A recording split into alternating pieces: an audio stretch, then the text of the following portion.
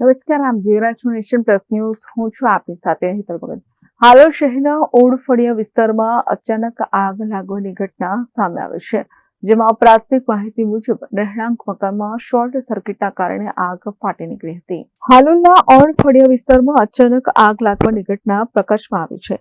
પ્રાથમિક માહિતી મુજબ રહેણાંક મકાનમાં શોર્ટ સર્કિટના કારણે આગ ફાટી નીકળી હતી. આગની તીવ્રતાના કારણે ઘરમાં રહેલો ફર્નિચર, કપડાં અને ઘર વપરાશની સામગ્રી બળીને ખાખ થઈ ગઈ છે.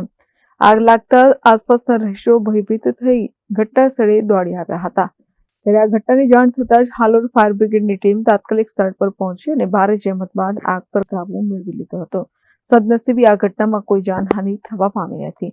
જોકે માલ સામાનનું નુકસાન થયું છે. ઘટનાની જાણ થતાં સ્થાનિક પ્રશાસન પણ સ્થળ પર પહોંચી તપાસ શરૂ કરી છે. આગ લાગવાના ચોક્કસ કારણો અને નુકસાનના આંકડાઓ અંગે તપાસ ચાલી રહી છે. Kiran Gohil, nation plus news, Panchmahal. સમાચારોના સતત અપડેટ મેળવવા માટે અમારી નેશન પ્લસ ન્યૂઝની યુટ્યુબ ચેનલને સબસ્ક્રાઇબ કરો, બેલ આઇકન દબાવો અને જોડાયેલા રહો ફેસબુક, ઇન્સ્ટાગ્રામ અને ટ્વિટર પર.